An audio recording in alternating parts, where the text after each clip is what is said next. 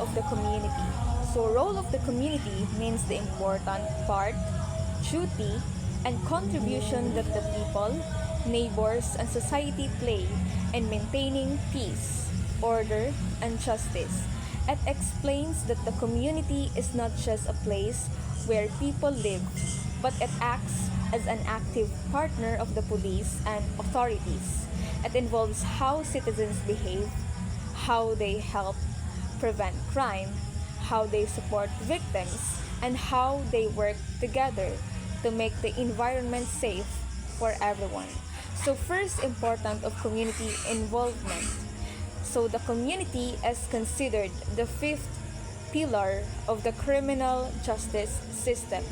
It plays a very important role because the police and other authorities cannot work alone effectively. Thank you. So good morning, sir. I am the second reporter. So my topic is why community involvement matters. So means why it is important for people to help in making their community safe. So the community is considered the fifth pillar of the criminal justice system.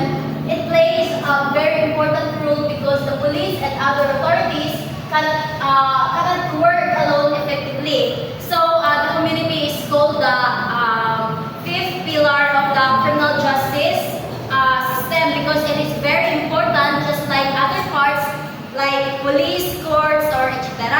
So the police and authorities cannot do everything by themselves. So they need help from the people, such as reporting crimes or ganang mga suspicious activities. Then next is following the law. So kung ma-follow lang yun sila sa law is makuan yun. And then cooperating with authorities. So when the community helps, it becomes easier to prevent crimes and keep everyone safe. So the police, ang police cannot do their job alone. So people in the community must help keep peace and order. So muna siya ang part sa community involvement matters. First is shared responsibility. So crime prevention is not only the job of the police. Every citizen has a role in maintaining peace and order. So dili ra ang police may magkuhan ng crime prevention, but also the citizen kita. So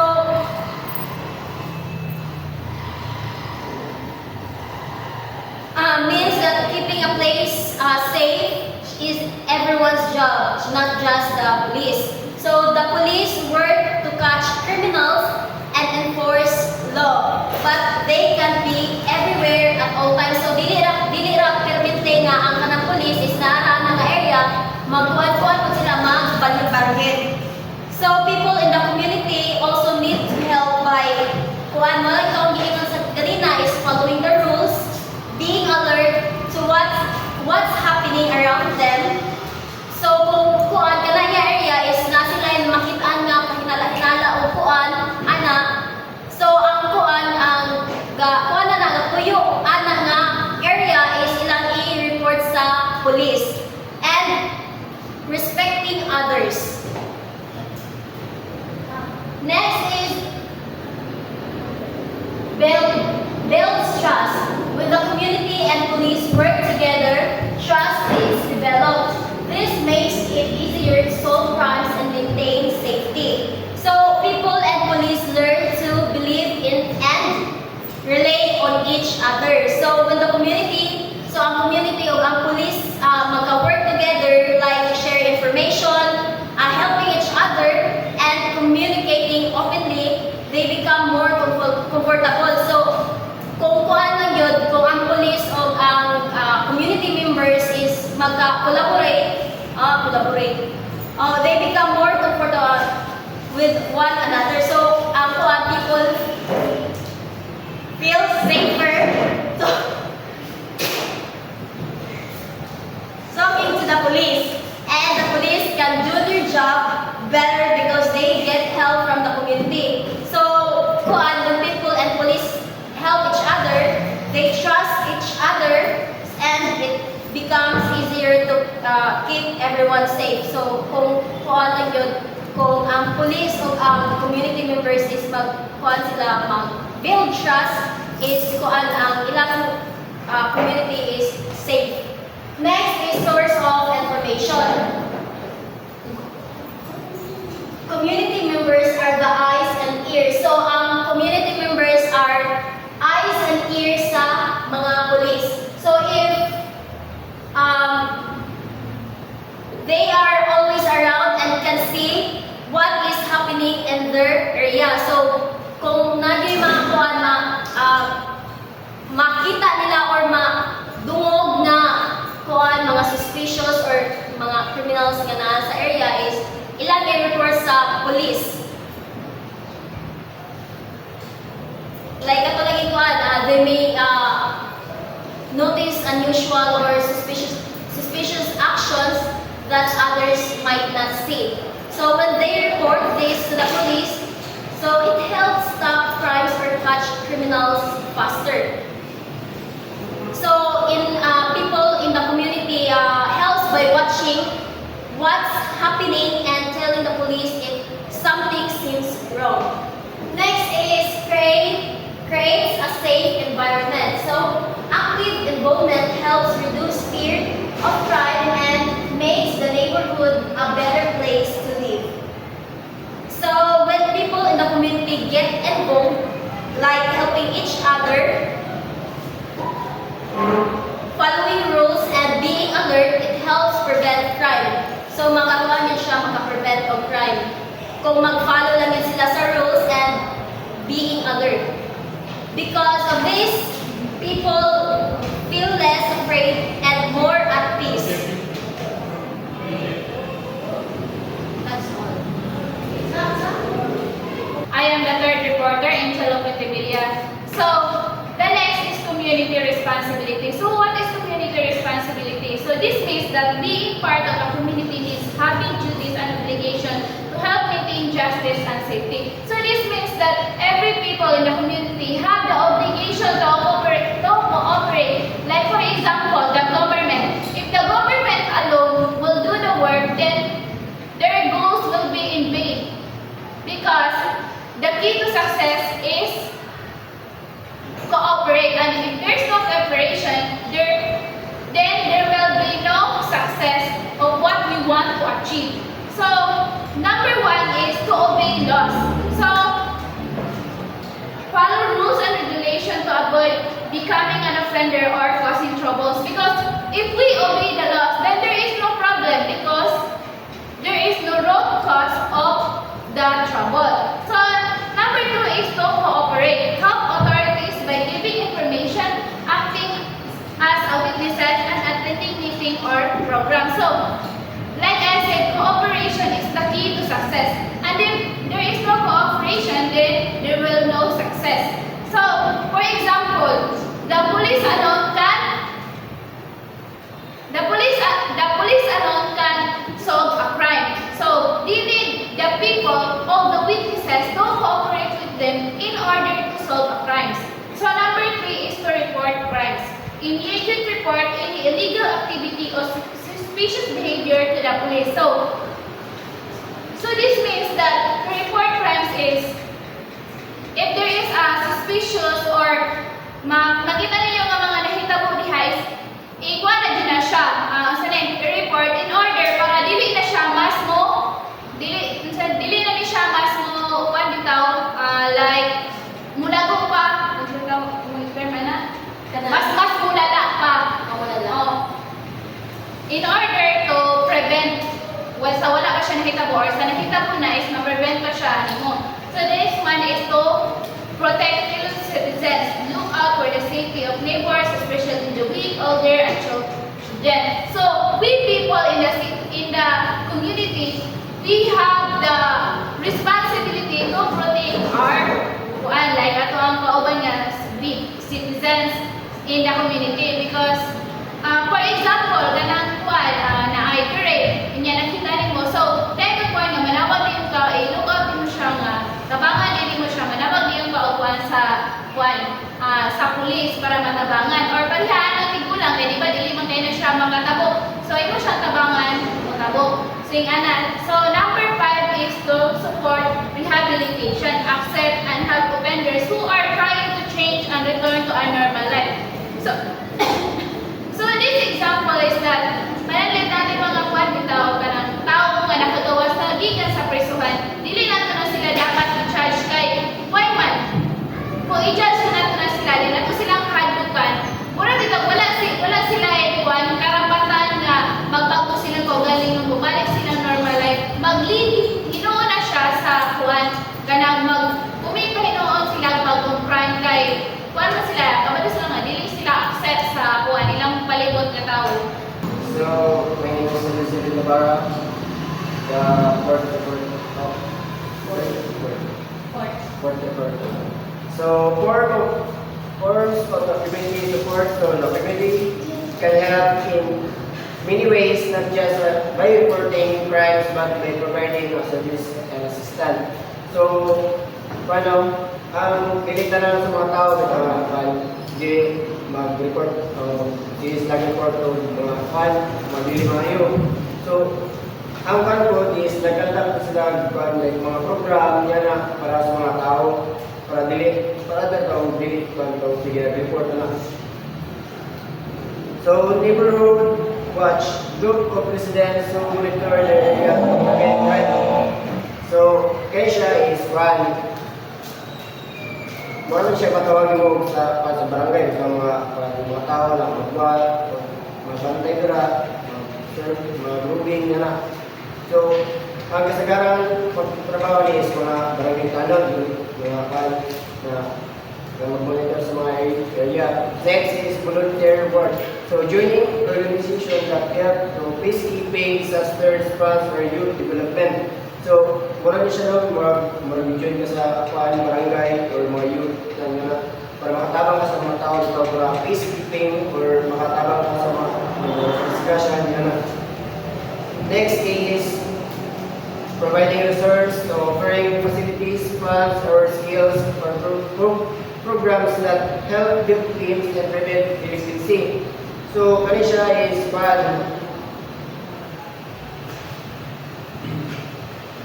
muna siya magkanta ng program dito sa mga eskwelahan na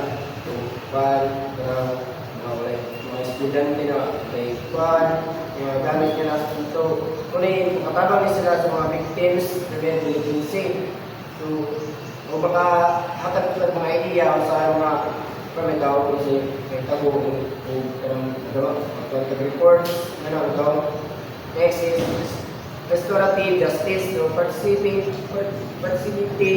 in process where offender make amends and motive care and help.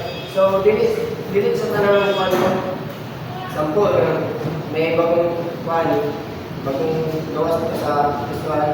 So, muna yan, di ba kasagaran para dili ito sa mga kaya ito mga visual, dapat panunod na dapat buliyon niya na ba? Di ka lang sunod. Balik ka, buligan ka na. Dili natin nalaon. Hindi na ito bala. Tabangan na lang ako siya o pagkakaw.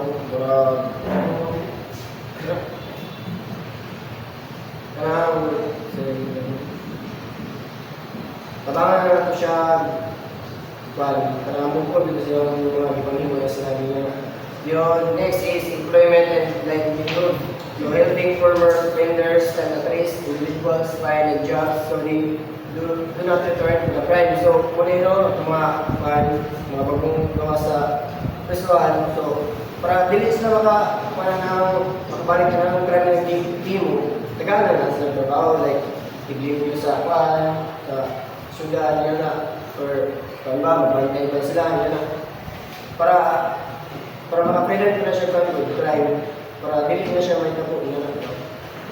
So, I am the third reporter, and my report is all about awareness and education program. So, knowledge is power. If people understand the law, their rights, and the consequences of crimes, they can better protect themselves and others. So, masabutan niyo, if ang mga people daw kung kaya aware sila sa batas, aware sila kabalo sila sila consequence if ka na aware sila sila consequence if ka na maka-violate sila anak nga kuan. So, dili na sila kanang ignorance. Nagatay ito wag og ignorance of the law is no one kay wala wala gi kanang ipatubad ang batas nga walay tawo nga wala hibaluan na. So we have four types, I guess. So first is inform the public. So inform the public is teach people about different types of crimes. So tulungan na po ang mga tao kung sa kayo ang mga different types sa mga crime. Maggamay man ang crime, like kada sa traffic lang or madagko ka crime para aware sila. Then how to avoid being a victim. So ato po sila tuluan para kung saan pag-avoid nila nga mahimo sila nga biktima. And what to do if a crime happens. So tuluan mo sila nato kung say buhaton if na ay may crime, like report sa police, dapat kanang kuwan sila, alert sila sa mga ilang mga palibot na. So the next one is change attitudes. So educate people that crimes is everyone's concerns and that prevention is better than cure. So for example kaning change attitudes, like for example like sa inyong barangay anay kawat. So ang imong buhaton ana para dili ka ikaw ang next sa biktima sa kawat. So before ka mulin sa inyong balay, imong double check if naka-lock siya ang putahan. Then if ever bigani kung laag mo, then kabalo ka nga anang mga kwan ay marag hot issues pa like kanang bitang sira kanang mga hold up. So imo jo i-secure imong mga gamitaan before ka mo nakaw. Then the next one is empower citizens. So teach people their rights and responsibilities so they know how to deal with authorities' property. So tanan ng tao na yung rights. So mas like rights nga mangutana, for example especially sa dire sa tuang city kay kanaang sa traffic laws. Kanang una nila kuanan is like kanang nasa like tikitan sila no. So pag lato nila pag i-check nila sa ticket since na medyo aware kay like before man ta magkuha og lisensya kay magkuan pa man ta kana ang mag-seminar pa man ta sa LTO no. So pag lantaw nila sa ticket, then ay nakasulat dagto gali nga helmet ay kana ang violating gibutang kay driving without helmet pero driving without license pero naka-lisensya din ang wala si mo ang helmet. So ipod mo kana imo dito nganong kani imo ang violation na para like makuha mo lagi mga rights. It's for the responsibilities of those people. So ang responsibility ani nila kay kanaang miskin imo kung sa yung pag-istorya ang officer like kalmado lang ka o kanaang darap ko kay respeto nila since civilian ka and kung sila dito kapag sa kabalo ka nga nasa like sarili mo sa iyo or kuan dapat malalagi sila. Then the last one is target specific groups. So conduct seminars for students, parents, women, and the elderly regarding their safety and welfare. So ang mga like na yung mga police officer uban kay magkandak sila kinaang symposium sa eskwelano para kanaang magtulo sila or like spread sila awareness sa mga students, especially like sa mga drugs. So para ma-aware ang mga tao kung sa cause and effect ng drugs o kung saan nila pag-avoid ang mga para dili sila ma-involve ang mga activities. Then for the parents, women, and anak po, like mga sa barangay, pwede sila mag-padera, kanang pwede sila mag-conduct yapon og symposium para sa mga tingaling people, para ma-aware sila sa mga karabitang mga crime. Kaya dili ko tanan dun sa tuan nga tao nga mabalan dun tanan ang crime na, pero at least wala po sa isa sa tuwa nga wala na balan sa isa nga crime din. Alright. The last topic is about reducing stigma against victims, which I will present. So, by the way, I am Mariel J. Nicolas. So, reducing stigma against victims means negative labeling, shame, or discrimination often felt by victims, especially in cases like rape, abuse, or domestic violence. So, may tabo dyan siya usually sa mga victims anak. So, instead of judging or criticizing them, society should treat victims with respect, understanding, and support. Importante dyan siya kaya ang victim hindi nila na o protection, dili kaya ng pagbasol or inana bitaw kay kung basolo na to sila mas madungagan pa na ng ilang na-suffer nga trauma for like kanang emotionally nga kanang trauma agi sa nahitabo like kanang case nga rape or domestic abuse na.